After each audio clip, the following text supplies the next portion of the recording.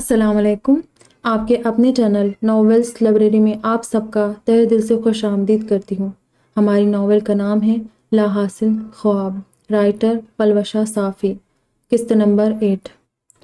Novel کیسی لگ رہی ہے؟ آپ لوگ ناول کے بارے میں اپنے رائے کا اظہار کیجیے گا، اور یہ ناول جب کمپلیٹ ہو جائے گی تو اس کا ایک کمپلیٹ بھی اپلوڈ کروں گی میں۔ یہ پارٹس میں تو رہے گا، ساتھ ہی ساتھ ایک کمپلیٹ بھی اپلوڈ کروں گی۔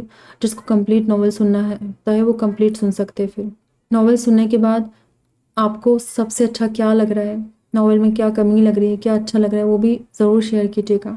نہیں، آج نہیں آ سکیں گے، اس نے کمرے میں آ کر کال ملائی تھی۔ آج نہیں تو پھر اگلی اپائنٹمنٹ نیکسٹ منتھ کی ملے گی، کیونکہ ڈاکٹر صاحب کل واپس کوئٹہ جا رہے ہیں، کال پر موجود اسسٹنٹ نے بتایا۔ ٹھیک ہے، آپ نیکسٹ منتھ کے لیے اپائنٹمنٹ لے کر رکھ لیں، زمروش نے بے دلی سے کہا اور کال کاٹ دی۔ موبائل فون ٹیبل پر رکھ کر کمرے میں دائیں سے بائیں چکر لگاتے سوچ میں پڑ گئی تھی، کہیں آغا صاحب مہابیر کے ہاتھوں کسی کا۔ اس کے آگے اسے سوچنے کی ضرورت نہیں تھی، معاملہ سمجھ چکی تھی۔ خوفزدہ ہوتے ہوئے کمرے سے باہر آئی، تیز تیز سیڑھیاں اتر کر نیچے آ گئی۔ بھابھی، مہابیر کہاں ہے؟ اس نے راستے میں ہمنا کو روک لیا۔ کیوں، ناشتے کے ٹیبل پر سنا نہیں؟ آغا صاحب ساتھ لے کر گئے اسے، اس نے ناک منہ چڑھاتے بتایا۔ زمروش نے سر پر ہاتھ مارا اور اماں بیگم کے پاس جانے ان کے بیڈ روم کا رخ کیا۔ اماں بیگم، آغا صاحب کا کانفرنس کہاں ہونا ہے؟ اس نے انہیں کندھوں سے تھام لیا تھا۔ وہ تو اسمبلی ہال میں ہے۔ اماں بیگم اس کا اڑا رنگ دیکھ کر مضطرب ہوئی۔ وہاں مہابیر کا کیا کام؟ ضرور آغا صاحب اس کی تلوار سے کسی کا اختتام کرنے والے ہیں۔ زمروش پر اب کپ کپی طاری ہو گئی۔ یہ کوئی نئی بات نہیں ہے، اماں بیگم نے بے بسی سے ہنکارا بھرا، پر میں اب مہابیر کو کسی کی جان نہیں لینے دوں گی، میں اسمبلی جا کر روکوں گی انہیں۔ زمروش نتیجے پر پہنچتے باہر جانے لگی کہ اماں بیگم نے اس کا بازو تھام کر روک لیا۔ مہابیر کے ساتھ رہ کر تم بھی بچی بن گئی ہو کیا؟ اسمبلی میں جاؤ گی، نواب صاحب کے ہوتے تم مہابیر کو روکو گی؟ وہ مانو سے جتا رہی تھی۔ نواب صاحب نے الٹا اشارہ کر دیا تو جس کو مارنا ہے اس کی جگہ مہابیر تم کو مار دے گا، پاگل مت بنو، اماں بیگم نے اپنے بلوچی لہجے میں تردید کی۔ پر اماں بیگم، ایسے ہماری مہابیر کو نارمل کرنے کی مہم پر غلط اثر پڑے گا۔ جب تک وہ انسانوں کی زندگی کی قدر کرنا نہ سمجھ لے، خون کی قیمت نہ جان لے، ہمارا اسے نارمل انسان بنانے کی کوشش فضول ہے۔ زمروش کا دل بھر آیا تھا، اسے منظور نہ تھا کہ اس کا شوہر مزید کوئی جرم کرے۔ یہاں نواب شاہ میر رحسانی کی حکومت ہے زمروش، یہاں عورت محض حویلی تک ہی محدود ہے۔ جو دیوار انہوں نے بنائی ہے فلاگوں کی تو مار دی جاؤ گی، اماں بیگم نے سمجھانے کی ایک اور کوشش کی۔ اماں بیگم، کہتے ہیں زندگی میں کئی چیزیں ہم سے چھین لی جاتی ہے، مگر کبھی نہ کبھی کسی اور صورت میں ہمیں دوبارہ مل بھی جاتی ہے، لیکن انسان اگر بچھڑ جائے تو ساری زندگی کسی اور شکل میں ڈھونڈنے سے بھی نہیں ملتا۔ انسانوں کا کوئی نعم البدل نہیں ہے، آج ہم کسی سے اس کا پیارا چھین لے، کل کو مکافات عمل سے ہم سے ہمارا کوئی پیارا چھین جائے گا۔ زمروش کی باتوں میں تکلیف تھی جو وہ دوسروں کے لیے محسوس کر رہی تھی۔ بس دعا ہی کر سکتے ہیں۔ اماں بیگم لاجواب ہو گئی تھی۔ نہیں اماں بیگم، میں یوں ظلم پر آنکھیں بند کر کے نہیں بیٹھ سکتی، میں جاؤں گی اسمبلی۔ برائی کو روکنے کا حکم تو قرآن میں بھی ہے، میں روکوں گی اس برائی کو، اس نے عزم لیا اور باہر نکل آئی۔ اسمبلی ہال کارکنان اور سیاسی رہنماؤں سے بھرا ہوا تھا۔ جناب اسپیکر اپنے نشست پر بیٹھے تھے، پارٹی چیئرپرسن اور ان کے اراکین اپنے اپنے نشست سنبھالے لگی تھی۔ دوسری منزل کی ریلنگ کے ساتھ بھی کچھ چیئرز رکھی گئی تھی جہاں رہنماؤں کے ساتھ آئے عملہ تشریف فرما تھے۔ یوشے اور کیہان آج آغا صاحب کی تقریر میں شرکت کرنے پہنچے ہوئے تھے۔ نواب شاہ میر رحسانی اور ان کے عقب میں سیدھے چلتا مہابیر اسمبلی ہال کے اندر آئے اور اپنی جگہ پر تشریف فرما ہو گئے۔ ہم اس سے پہلے تو کبھی تقریر میں نہیں آئے، پھر آج کیوں آئے ہیں؟ کیہان نے یوشے کو دیکھا تھا، گہری سوچ میں سے آنکھیں مہابیر پر ٹکائے ہوئے تھا، ان کی کوئی کمزوری ڈھونڈنے تاکہ مہابیر بھائی اور آغا صاحب کی جوڑی توڑ سکے۔ یوشے آس پاس کے ہجوم میں ہلکا گویا ہوا۔ اس سے کیا ملے گا؟ کیہان نے لاپرواہی سے شانے اچکائے۔ بے وقوف، ان کی دوری ہمیں ہمارے مقصد کے قریب کر دے گی، اس لیے دماغ لگاؤ اور کوئی دکھتی رگ ڈھونڈو۔ اب کی بار سختی سے تنبیہ کیا گیا۔ اسپیکر صاحب کھنکارے تو ہال میں بولتی زبانیں بند ہو گئی۔ اجلاس شروع ہوا تو کیہان بھی خاموش ہو گیا اور یوشے کی باتوں پر عمل کرتے آغا صاحب اور مہابیر کو دیکھنے لگا۔ مہابیر آغا صاحب کے ساتھ پہلے بھی نارمل انسان کی طرح رہتا تھا، اور اب اس میں آئی بہتری سے کسی باہر والے کے لیے اس کے دماغی حالت کا اندازہ لگانا مشکل ہوتا تھا۔ زمروش ڈرائیور کے ہمراہ جب اسمبلی ہال پہنچی تو اجلاس اختتام کے قریب تھا۔ وہ مین گیٹ کے پاس کھڑی تھی، جبکہ گارڈز اسے بغیر کسی آئی ڈی کے اندر داخل نہیں ہونے دے رہے تھے۔ آپ نواز شامیر رئیسانی کو اطلاع کریں، میں ان کی بہو ہوں۔ زمروش نے ایک گارڈ کو ریکویسٹ کی۔ گارڈ نے پھر بھی سر کو چمبش دے کر انکار کیا۔ اچھا پھر آپ مہابیر کو بلا دیجیے۔ اس نے دوسری کوشش کی مگر وہ بھی ناکام رہی۔ یوشے دوسری منزل پر کھڑکی کے قریب بیٹھا اجلاس سن کر اکتا گیا اور انگڑائی لیتے رخ کھڑکی کے سمت کر کے باہر دیکھا تو گارڈز کے ساتھ مباحثے میں مصروف زمروش پر نظر پڑی۔ یہ یہاں کیا کرے؟ اس نے حیرانگی سے بولا۔ اس کے تبصرے پر کیہان نے بھی سر اونچا کر کے کھڑکی سے باہر دیکھا تھا۔ یوشے کے دل میں کچھ شکوک و شبہات پیدا ہوئے، اس لیے اٹھ کر سیڑھیوں کی جانب بڑھ گیا۔ کیہان بھی اس کی پیروی کرتے سیڑھیاں اتر کر نیچے آ گیا۔ اب کیا کروں؟ یہ لوگ تو سن ہی نہیں رہے، کیسے جاؤں اندر؟ پتہ نہیں وہاں کیا چل رہا ہے۔ زمروش نے کوشش ترک کرتے سر پر ہاتھ مارا۔ بھابھی آپ یہاں؟ یوشے نے ایک انسان کا روپ دھارے وہاں آیا۔ شکر ہے آپ مل گئے، یہ گارڈز مجھے اندر ہی نہیں جانے دے رہے۔ زمروش نے اسے دیکھ کر خدا کا شکر ادا کیا اور ساری رودات سنائی۔ انہیں جانے دو، یہ مہابیر بھائی کی بیگم ہے۔ یوشے نے گارڈز کو تصدیق دی تو انہوں نے راستے سے ہٹ کر زمروش کو اندر جانے دیا۔ تھینک یو سو مچ یوشے بھائی۔ زمروش اس کا مشکور ہوتے اندر کو لپکی۔ آپ نے اس کو اندر کیوں جانے دیا؟ آغا صاحب کو سیاست میں گھر کی عورتوں کا دخل پسند نہیں ہے، اسے دیکھ کر تو بہت غصہ ہوں گے۔ کیہان نے خدشہ ظاہر کرتے کہا، یہی تو دیکھنا ہے کہ اسے یہاں دیکھ کر آغا صاحب کیا کرتے ہیں۔ یوشے تماشا مس نہیں کرنا چاہتا تھا، اس لیے فوراً اندر کی جانب بڑھا۔ وہی ہال میں اجلاس اختتام پذیر ہو گیا۔ سب اراکین ایک ایک کر کے سیٹ سے اٹھ رہے تھے۔ شامیر صاحب مہابیر کو لیے وزیر اعلیٰ کے سر پر جا پہنچے۔ جناب وزیر اعلیٰ صاحب، کیسے ہیں آپ؟ شامیر صاحب نے رعبدار آواز مخاطب کیا۔ ان کی آواز پر جلد میں جاتے وزیر صاحب رک گئے، سانس گلے میں اٹک گئی، خود کو نومل رکھتے وہ آہستہ سے مڑے۔ نواب صاحب، میں آپ ہی سے ملنے آ رہا تھا۔ انہوں نے مصنوعی خوشی کا اظہار کیا۔ 5 کروڑ مجھ سے لیے، زبان مجھے دی، پر سیٹ کسی اور کو۔ قدم قدم آگے آئے۔ ان کے قدم بڑھانے پر تو وزیر اعلیٰ صاحب بے تاثر تھے، مگر جب مہابیر نے قدم بڑھایا تو وہ ڈگمگا گئے۔ میں نے کہا تھا شامیر، پارٹی والے تمہارے خلاف ہیں، سیٹ ملنا مشکل ہے۔ وزیر صاحب نے وضاحت دی، آپ نے بھی تو کہا تھا کہ آپ دیکھ لیں گے، اور ویسے بھی آج کل کرپشن کون نہیں کرتا؟ ایک معمولی دودھ والے سے لے کر وزیر اعظم تک سبھی کرپٹ ہے۔ تھوڑی بہت میں نے کر لی تو کون سی قیامت آ گئی؟ شامیر صاحب بالکل ان کے روبرو آئے۔ ان کی آنکھوں میں وحشت اور چہرے کے تاثرات بے حد سخت تھے۔ وہیں مہابیر گھوم کر وزیر اعلیٰ صاحب کے عقب میں آ گیا۔ وہاں سے گزرتے کارکنان یہ منظر دیکھ کر بھی اندیکھا کر رہے تھے۔ وزیر اعلیٰ صاحب نے اپنے گارڈز کی تلاش نظریں دوڑائی، مگر انہیں شامیر صاحب کے گارڈز پہلے ہی اپنے گھیرے میں لے چکے تھے۔ میں کچھ کرتا ہوں نا شامیر، آج ہی تمہارے لیے دوسری سیٹ دیکھتا ہوں۔ وزیر اعلیٰ نے دوستانہ مزاج بنایا۔ میں ایک ہی موقع دیتا ہوں جناب۔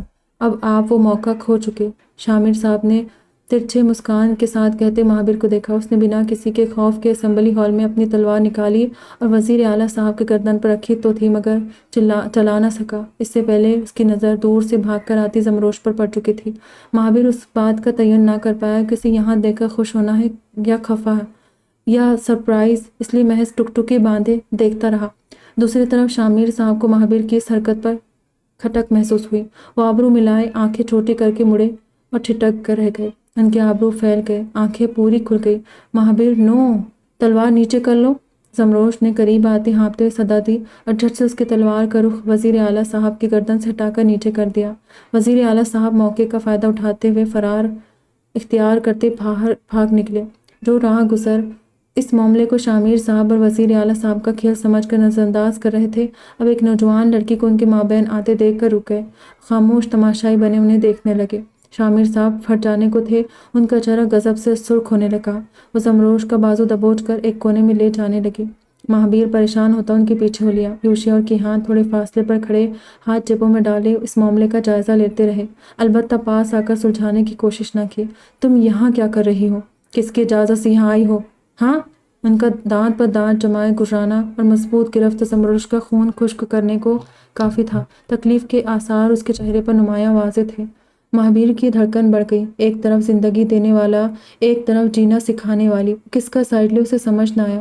میں آپ کو روکنے آئی ہوں۔ مہابیر نا سمجھ ہے، معصوم ہے، صحیح غلط، اچھے برے کی تمیز نہیں کر سکتے، پر میں سالم انسان ہوں، میں آپ کو انہیں مزید استعمال نہیں کرنے دوں گی۔ زمروش نے اپنی تکلیف کی پرواہ کیے بغیر مدعا رکھا۔ تم مجھے روکو گی؟ ہو کون تم؟ چپ چاپ حویلی لوٹ جاؤ۔ سر پر بیٹھنے کی جرات کرو گی تو منہ کے بل گرو گی۔ اپنی اوقات مت بھولو۔ شامیر صاحب نے انگلی دکھاتے سختی سے تنبیہ کی۔ آروش وزیر اعلیٰ صاحب کے تلاش میں نظریں دوڑائی۔ میری اوقات یہ ہے کہ میں آپ کی بڑی بہو ہوں۔ آپ نے خود اپنی مرضی سے میرا نکاح مہابیر سے کروایا ہے اور اب میں آپ کو مہابیر کے ہاتھوں مزید قتل و غارت نہیں کرنے دوں گی۔ میں اپنے شوہر کو گمراہی سے نکالنا چاہتی ہوں، اسے نارمل انسان بنانا چاہتی ہوں، پلیز۔ آغا صاحب، اس کی آواز ڈگمگا گئی، گلے میں آنسوؤں کا فندہ سا لگ گیا۔ اسے خدا نے ایسا پیدا کیا ہے، تم کیسے نارمل کرو گی؟ شامر صاحب کو اس کی بات بے منطق لگی۔ میں نارمل نہیں کر سکتی تو آپ مزید بگاڑنا بھی چھوڑ دے، اسے انسانوں جیسے جینے دے، حیوان مت بنائیے۔ زمروش نے التجا کرتے ہاتھ جوڑے۔ مہابیر ان کے تکرار سے مضطرب ہوتا ہاتھوں کی مٹھی بنا گیا۔ گلا تر کرتے اس نے سر اٹھایا تو یوشے پر نظر پڑی۔ خود کی آغا صاحب کے آگے بولنے کی ہمت نہیں ہو رہی تھی تو بھائیوں کا رخ کیا؟ آغا صاحب کو روکو، وہ زمر کو ڈانٹ رہے ہیں، اس نے بھیگتی آواز میں کہتے یوشے کا ہاتھ پکڑا۔ تمہاری بیوی ہے، تم روکو۔ یوشے نے استہزائیاں ہنستے اس کا اپنا ہاتھ جھٹکا۔ یوں تو مہابیر سے سب بہن بھائیوں میں بڑا تھا، مگر دماغی کمزور ہونے کی وجہ سے اکثر اوقات حیثیت چھوٹی ہو جاتی۔ تم روکو، یوشے نے رد کیا تو اس نے کیہان کی التجا کی۔ ہم سے زیادہ تو آغا صاحب تمہاری سنتے ہیں بڑے بھائی، تم روکو، جلدی جاؤ ورنہ تمہاری زمر کو مار دیں گے۔ کیہان نے اس کے لہجے کا مذاق اڑاتے تبصرہ کیا۔ مہابیر کے لیے زمروش کا نام لمبا اور مشکل ہو جاتا، اس لیے اسے زمر کر کے مخاطب کرتا تھا۔ کیہان کے الفاظ پر مہابیر کے پیر جامد ہو گئے، وہ بے یقینی سے ایڑیوں کے بل گھما۔ ان سے کچھ فاصلے پر آغا صاحب اور زمروش کی اب تک تکرار جاری تھی اور ہر گزرتے لمحے کے ساتھ آغا صاحب کا غصہ بھی بڑھتا جا رہا تھا۔ مہابیر رو پڑا، آنسوؤں نے منظر کھیرا کر دیا، مگر دل میں نئے جذبات اٹھنے لگے اور بالآخر اس نے واپس آغا صاحب اور زمروش کا رخ کیا۔ یوشے اور کیہان کو لگ رہا تھا کہ وہ دونوں مہابیر کو حقیر قرار دے گئے، مگر دراصل ان کی یہ حرکت اس میں ایک نئے احساس کو پیدا کر چکی تھی، محبت کا احساس، اپنے حق کے لیے خود لڑنے کا احساس۔ زمروش کی حفاظت اسے ہی کرنی ہے، یہ احساس۔ ان سب احساسات کے تحت اس نے زندگی میں پہلی مرتبہ آغا صاحب کے آگے آنے کی ہمت کی۔ مت ڈانٹو اسے، مت ڈانٹو، مجھے ڈانٹو اسے نہیں، مجھے ڈانٹو اس کو نہیں۔ سر جھکائے ایک ہی سانس میں بنا ہکلائے کہتے مسلسل نفی میں سر ہلانے لگا۔ زمروش اس کی اوٹ میں چھپ سی گئی تھی۔ مہابیر نے ہاتھ پیچھے کر کے اس کا ہاتھ پکڑ لیا تھا۔ مہابیر کی اس دلیری پر نہ صرف آغا صاحب بلکہ زمروش کا بھی حیرانی سے منہ کھل گیا۔ دونوں اپنے آپس کی تکرار بھول کر مہابیر کو دیکھنے لگے۔ مہابیر کی آنسو ضبط کرتے آنکھیں سرخ پڑ گئی، سانس لینے میں تکلیف ہونے لگی، ہاتھوں میں کپکپی ہونے لگی اور قدم لڑکھڑا گئے تو آغا صاحب نے اپنا ہوش سنبھالتے اسے تھام لیا۔ زمروش کا ہاتھ اب بھی اس کے ہاتھ میں تھا۔ مہابیر ریلیکس، کچھ نہیں ہوا، لمبا سانس لو، چلو شاباش، میری طرف دیکھو۔ زمروش نے اس کے سینے پر سہلاتے اس کا رخ اپنے سمت کیا اور اسے لمبا سانس لے کے دکھانے لگی۔ مہابیر نے بند ہوتی آنکھیں کھولی، اس کی پیروی کرتے لمبا سانس لینے لگا۔ حالت کچھ سنبھلی تو آغا صاحب اس کا بازو اپنے کندھے پر ڈال کر سہارا دینے لگے۔ باپ کو محنت کرتے دیکھ رحمدلی کی اداکاری دکھاتے یوشے اور کیہان اس جانب لپکے اور مہابیر کو ان کے بازوؤں سے لے کر خود سہارا دیا اور گاڑی کی سمت بڑھ گئے۔ زمروش کے جانے کے بعد سے اماں بیگم لاؤنج میں دائیں سے بائیں چکر لگاتے بار بار حویلی کے گیٹ پر نظریں جمائے ہوئے تھی۔ گیٹ کھلنے پر نواب صاحب کی کار اندر داخل ہوئی، ان کے پیچھے یوشے اور کیہان دوسری کار میں نظر آئے اور تیسری کار خالی تھی۔ اماں بیگم کا دل دہل گیا، کیا ہوا اسے؟ وہ تیزی سے پورچ میں نکل آئے۔ مہابیر ڈگمگاتے ہوئے ایک طرف یوشے اور دوسری طرف آغا صاحب کو تھامے چلتا اندر داخل ہوا۔ کچھ نہیں، شاید گھبرا گیا ہے، کیہان نے بے باکی سے کہا اور اپنے کمرے کی سمت بڑھ گیا۔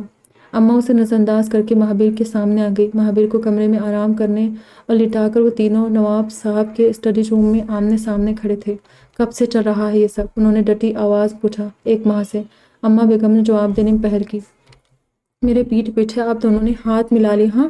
اور جٹ گئے مہابیر کو نارمل کرنے۔ یہ سوچا کہ اس سب کا اس کے ذہن پر کیا اثر پڑے گا۔ ان کی خفگی برقرار رہی۔ ذہن پر مثبت اثرات پڑے آغا صاحب، وہ اب باتوں کو سمجھنے لگے ہیں، اپنے احساسات اور جذبات کو کنٹرول کرنے لگے ہیں۔ زمروش نے اپنی جانب سے تسلی دی۔ کیا آپ اسے ٹھیک ہوتا نہیں دیکھنا چاہتے؟ اماں بیگم نے شوہر کا ہاتھ تھامے مترنم نظروں سے دیکھا۔ دیکھنا چاہتا ہوں، پر آپ دونوں سے مزید بیمار کر دے گی، وہ ایسے ٹھیک نہیں ہوگا۔ شامر صاحب مطمئن نہ ہوئے۔ کسی کو مار کر بھی تو ٹھیک نہیں ہوگا، اسے بس ہماری توجہ اور محبت کی ضرورت ہے، یقین کیجیے، یہ قتل و غارت بند کر دیجیے۔ زمروش نے امید باندھنے کی نئی کوشش کی۔ ٹھیک ہے، میں بند کر دوں گا، آج جو ہوا سو ہوا، پر اگر دوبارہ اس کی طبیعت بگڑی تو آپ دونوں پھر کبھی اس کے پاس بھی نہیں جاؤ گی۔ اب کی بار انہوں نے حامی تو بھری، پر ساتھ ساتھ تردید بھی کی۔ اماں بیگم اور زمروش نے سکون کا سانس لیتے سر اس بات میں لایا۔ دروازے کے پیچھے ان کی گفتگو سنتی منسا یہ انکشافات سن کر ہڑبڑی میں بھاگی تھی۔ تم کیا کر رہے ہو یوشے؟ کوئی طریقہ ملا یا نہیں؟ وہاں وہ سب مہابیر کو نارمل انسان بنانے کی کوشش میں لگے ہیں۔ اگر وہ سچ میں نارمل ہو گیا تو ہمیں ابھی جتنی قدر مل رہی ہے یہ بھی ہاتھ سے چلی جائے گی۔ پریشان حال اس نے یوشے کو جھنجھوڑا تھا۔ فکر مت کرو، مجھے توڑ مل گیا ہے۔ بیڈ پر نیم دراز لیٹے سگریٹ کا کش لیتے گویا ہوا۔ منزہ اس کے پاس بیٹھتی اس کی باتوں پر کان دھر گئی۔ آغا صاحب کی کمزوری مہابیر ہے اور مہابیر کی کمزوری زمروش۔ پہلے ہمیں زمروش کو ختم کرنا ہوگا۔ وہ راستے سے ہٹے گی تو مہابیر پہلے سے بھی بدتر ہو جائے گا اور مہابیر ٹوٹے گا تو آغا صاحب کمزور پڑ جائے گے۔ اس نے دھواں اڑاتے پلاننگ کی اور پھر ہم آسانی سے ساری جائیداد پر قبضہ کر سکتے ہیں۔ منزہ نے اس کی ادھوری بات مکمل کی۔ یوشے نے سر کو خم دے کر پلکیں جھپکائی۔ ان دونوں کے دلوں میں نفرت اور حسد کی یہ آگ کتنی زندگیوں کو برباد کرنے والی تھی یہ وقت ہی بتا سکتا تھا۔ یہ انسان کے اپنے ہاتھوں میں ہے کہ وہ اپنے دلوں کو دوسروں کے لیے کتنا خوبصورت بناتا ہے۔ انسان چاہے تو اخلاص کے رنگوں سے بھر دے، چاہے تو بغض اور حسد سے کالا کر دے، مگر اللہ کو پسند تو اخلاص بھرا دل ہی ہوتا ہے۔ زمروش روم میں آئی تو مہابیر اٹھا ہوا تھا۔ وہ آنکھیں کھولے چت لیٹے فانوس کو دیکھ رہا تھا۔ اس کے آنے پر بھی کوئی رد عمل نہ دکھایا۔ زمروش چینج کر کے بیڈ پر آ کر لیٹی، تب بھی وہ ایسے ہی لیٹا رہا۔ بھوک لگی ہے تو کھانا لا دوں؟ اس نے پیار سے پوچھا تھا۔ مہابیر بے تاثر رہا۔ مجھ سے بہت پیار کرتے ہو؟ اس نے پوچھتے ہوئے ہاتھ بڑھا کر اس کا رخ اپنی سمت کیا۔ مہابیر نے ایک نظر سے دیکھا اور پلکیں جھپکاتے اٹھ کر بیٹھ گیا۔ دھڑکن پھر سے تیز ہوتی محسوس ہوئی۔ آغا صاحب مجھ سے ناراض ہوں گے۔ اس کے دل میں زمروش کے لیے محبت تھی یا نہیں وہ فی الحال نہیں جانتا تھا، پر جس کے لیے سب سے زیادہ محبت تھی انہیں ناراض کرنا اسے برداشت نہ ہوا۔ بالکل نہیں، خوش ہے کہ آپ صحیح غلط کا فرق کر پا رہے ہو۔ آپ سے وہ کبھی ناراض نہیں ہو سکتے۔ انسان کی ناحق جان لینا بہت بڑا گناہ ہے۔ آپ اس سے بچ جاؤ تو یہ ہم سب کے لیے بہت خوشی کی بات ہوگی۔ زمروش نے سمجھانے کی کوشش کرتے اس کا ہاتھ پکڑ لیا۔ نہیں، وہ مجھ سے بات کرنے نہیں آئے۔ مہابیر کا ذہن آغا صاحب کی فکر میں ہی جونجتا رہا۔ مہابیر، میں سب بات کر کے آ رہی ہوں۔ ان کو لگا آپ سو رہے ہیں اس لیے نہیں آئے۔ اب کی بار زمروش متفکر ہوئی تھی۔ مہابیر نے نفی میں سہلاتے اپنا ہاتھ چھڑایا اور کھڑا ہو گیا۔ ایک ہی جگہ دائیں سے بائیں ہونے لگا۔ تھوڑا بہت اضطراب قابو کرنا تو ٹھیک تھا، مگر ایسی حالت کیسے سنبھالے یہ زمروش کو سمجھ نہ آیا۔ میرا یقین کرو، آغا صاحب آپ سے ناراض نہیں ہیں۔ اس نے کھڑے ہوتے اطمینان دینے کی کوشش کی۔ مہابیر نے غصے میں آتے اسے پرے کیا۔ وہ 2 قدم پیچھے ہوتے بیٹھ کے پائنتی سے ٹکرا گئی۔ اب وہ ناخن چباتے ایک ایک دراز کھول کر دیکھنے لگا۔ زمروش سمجھ گئی کہ وہ کیا ڈھونڈ رہا ہے، مگر اپنی جگہ ساکت کھڑی رہی۔ میری میڈیسن؟ وہ ایک ایک چیز الٹ پلٹ کر دیکھتا کھنکھارا۔ زمروش نے خود کی ہمت باندھتے تھوک نگل کر گلا تر کیا۔ کون سی میڈیسن؟ جان بوجھ کر انجان بننا بھاری پڑ گیا۔ مہابیر خونخوار نظروں سے گھورتے اس کے سر پر پہنچ گیا۔ میری میڈیسن دو! وہ گلے پر زور دیتے چلایا۔ آپ کو کسی میڈیسن کی ضرورت نہیں ہے، وہ تو بس نیند کی گولیاں ہیں جو باقی سب ایسے حالت میں آرام دلانے دیتے ہیں آپ کو۔ زمروش اپنی بات پر اڑ گئی۔ مجھے وہ چاہیے۔ اب اضطراب اور طیش اعصابی دورے میں بدلنے لگا۔ آپ کو وہ نہیں چاہیے مہابیر، خود کو ابھی سے نیند کی گولیوں کا عادی مت بناؤ۔ وہ اسی زور سے چلاتے جواب دہ ہوئی۔ مار دوں گا تمہیں۔ اس کی سانس اکھڑنے لگی تھی۔ مار دے، مجھے مارنے سے سکون ملتا ہے تو مار دے۔ اس کے سامنے ڈٹ کر کھڑی ہو گئی۔ زمروش کی آنکھوں میں جنون تھا۔ وہ دیکھنا چاہتی تھی کہ اس کی لگن جیتتی ہے یا مہابیر کا غصہ۔ اسے گھورتے مہابیر نے ہاتھ ہوا میں بلند کیا تو وہیں زمروش نے سانس روک لی۔ اسے مارنے کے بجائے وہ ایڑیوں کے بل گھوما اور پوری قوت سے مکہ دیوار پر دے مارا اور ایک کے بعد ایک دوسرا وار کرنے لگا۔ مہابیر، خود کو کیوں تکلیف پہنچا رہے ہو؟ رک جائے۔ زمروش نے دونوں ہاتھوں سے اس کا بازو تھام کر اپنی قوت جان لگا کر پیچھے کھینچا۔ مہابیر طیش و ملال میں توازن برقرار نہ رکھ سکا اور اسے کھینچاتانی میں وہ دونوں ایک ساتھ بیڈ پر گر پڑے، یوں کہ زمروش بیڈ پر تھی اور مہابیر اس کے اوپر۔ ماحول میں سکوت سا چھا گیا۔ گھڑی کے ٹک ٹک اور سانسوں کے شور کے علاوہ کوئی آواز نہ تھی۔ سیاہ آنکھیں اس کی براؤن آنکھوں میں مقید ہو گئی۔ زمروش کی باہوں نے اسے اپنی پناہ میں لے لیا۔ مہابیر کے غصے پر مانو گھڑوں پانی پڑ گیا ہو۔ اس نے ماتھے پر بکھرے بال پیچھے کیے اور چہرہ زمروش کے آغوش میں چھپا لیا۔ اس کا دماغ کمزور ضرور تھا، مگر دل اور جذبات 28 سالہ مرد کے تھے جو جن سے مخالف کی باہوں میں طوفان کی مانند تیز ہو گئے۔ زمروش کے لیے یہ پل حسین لمحات میں سے ایک تھا۔ اس نے آنکھیں بند کر کے مہابیر کے گرد بازو حائل کر لیے تھے۔ اس دنیا میں کوئی پرفیکٹ نہیں ہوتا۔ لگا ہو تو انسان خوبیاں تلاش کر ہی لیتا ہے۔ زمروش نے مہابیر کی ہر کمزوری اور خامی کو ایک سائڈ پر رکھ کر صرف خوبیوں کو نظر بند کیا۔ اس کی اسی چاہ نے مہابیر کو نارمل انسان کی طرح جینے کی طرف مائل کیا۔ آفتاب کو طلوع ہوئے گھنٹوں گزر گئے تھے۔ چرند پرند حویلی کی لون کے درختوں پر چہچہا کر اپنے رزق کی تلاش میں نکل گئے تھے۔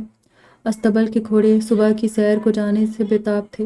ہر ذی نفس اپنے اپنے کام میں ڈوب چکا تھا۔ پریشانی صرف ایک انسان کے چہرے پر تھی، جو صبح صادق سے لون لاؤنج اور دوسری منزل کا تیسرا چکر کاٹ کر اپنے آپ میں بڑبڑاتے نیچے آ رہا تھا۔ کیا ہوا بہادر خان، اتنے پریشان کیوں ہیں؟ اماں بیگم کچن ایریا میں جاتے جاتے رک کر مستفسر ہوئی۔ بڑی بیگم، وہ مہابیر بابا آج صبح سے کمرے سے باہر ہی نہیں آئے۔ اس نے بچپن سے آج تک کبھی ورزش ناگا نہیں کی، اس لیے ذرا فکر ہو رہی ہے۔ بہادر کاکا مؤدب انداز میں سر جھکائے مخاطب ہوئے۔ اور زمروش؟ اماں بیگم نے بے یقینی سے سر اٹھا کر اوپر بند دروازے کو دیکھا تھا۔ وہ بھی اب تک باہر نہیں آئی، اس لیے تو زیادہ گھبرا گیا ہوں۔ بہادر خان نے اسی متفکر انداز میں جواب دیا۔ کہیں مہابیر نے اسے کچھ کر نہ دیا ہو؟ اماں بیگم نے کل کے واقعات یاد کرتے دل میں سوچا اور سیڑھیوں کا رخ کیا۔